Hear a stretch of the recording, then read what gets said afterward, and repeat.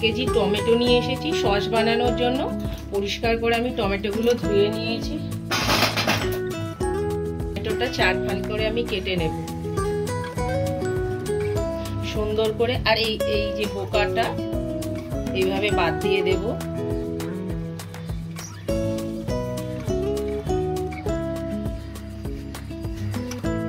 সুন্দর করে এইভাবে সবগুলো কেটে নেব। আর এখন টমেটোর সিজন, এই টাইমটাই অনেক কমও দাম টমেটো। এইভাবে যদি বাড়িতে টমেটো সস বানানো যায় খুবই সঞ্চয় হবে, আর এবং কম খরচার মধ্যে এগুলো তৈরিও করা যায়।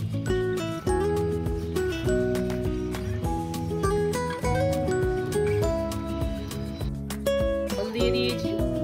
আমি একটু ঝাল বানাবো সসটা, তাই আমি 10-12টা লঙ্কা দিয়ে দিয়েছি, শুকনো লঙ্কা। অল্প একটু আদা দিয়ে দিলাম আর রসুন দিয়ে দিলাম। রসুনটা দিলে আলাদাই টেস্ট। এর মধ্যে আমি টমেটোগুলো দিয়ে দিই। টমেটোটা সেদ্ধ হবে, যার জন্য পরিমাণ মতো নুন দিয়ে দিলাম। আর অল্প একটু জল দেওয়া আছে, আমি এটা ঢাকা দিয়ে দেব।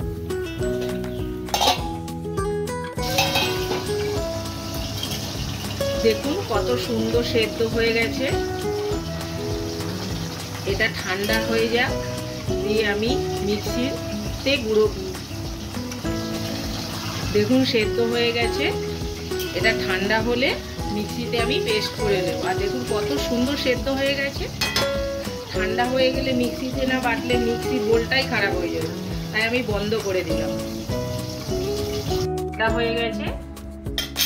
আমি মিক্সির বোলের মধ্যে এটা দিয়ে পেস্ট করে নিয়ে এসে ছেঁকে নেব।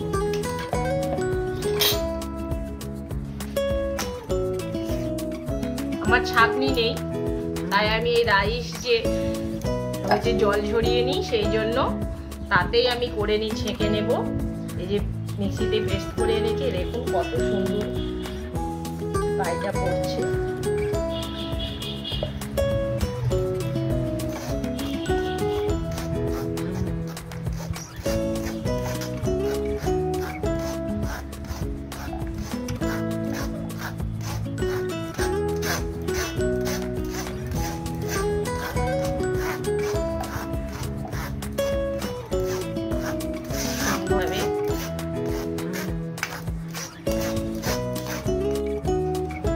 নিয়েছি দেখুন। আর এইটা বাড়তি হয়ে গেছে দানাগুলো, আর দানাগুলো যদি না ছাঁকতাম তাহলে মুখে লাগতো, ভালো লাগতো না, তাই এইটুকুনি ফেলা যাবে। দেখুন 1 কিলোয় কতটা হয়েছে।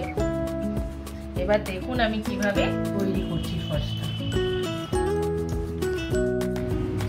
আমি গ্যাসের মধ্যে কড়াই বসিয়ে দিয়েছি। আমি 2-3 চামচের মতন আমি সাদা তেল দিয়েছি। থাকলে আপনাদের বাড়িতে যদি অলিভ অয়েল থাকে অলিভ অয়েল দিলেও হবে। তেলটা গরম হয়ে গেছে, এর মধ্যে আমি টমেটো পিউরিটা ঢেলে দিচ্ছি।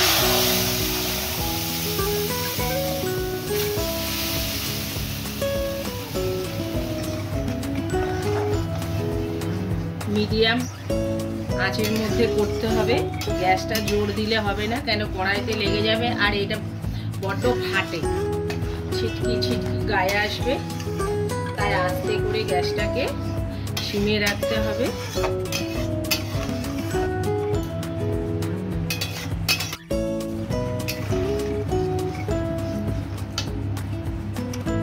আমি 1.5 চামচের মতন ভিনিগার দিয়ে দিচ্ছি। আমি ঢাকনাটা মেপেই দেব ভিনিগারটা।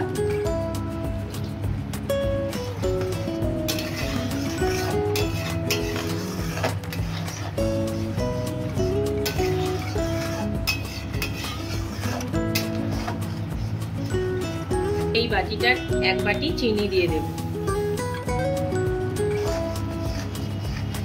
এবার দেখুন চিনিটা গলে কত সুন্দর হবে। আপনারা এর সাথে এবার একটু কালার মিক্স করতে হবে।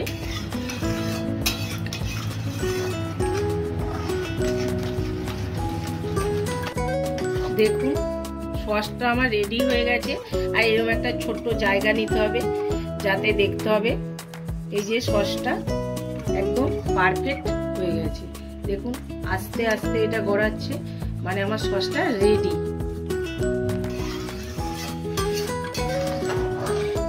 ঠান্ডা হয়ে গেলে আমি বোতলে ভরে রাখবো। তাই হয়ে গেছে, আমি গ্যাসটা বন্ধ করে দেব। দেখুন কত সুন্দর হয়েছে, আর কালারটা অপূর্ব সুন্দর। আমি কোনো কালার দিইনি, কিন্তু এমনি যে শুকনো লঙ্কা দেওয়া ছিল এতেই এত সুন্দর কালার এসে গেছে। এবার আমি এই হাতার সাহায্যে এই কৌটোর মধ্যে আমি রাখবো। 1 বছর সুন্দরভাবে গুছিয়ে যদি এইভাবে রাখা যায় ফ্রিজের মধ্যে, 1 বছর থেকে যায়, কোনো কিছুই হয় না। আর দেখুন আমি 1 কিলো টমেটোর সস বানিয়েছি।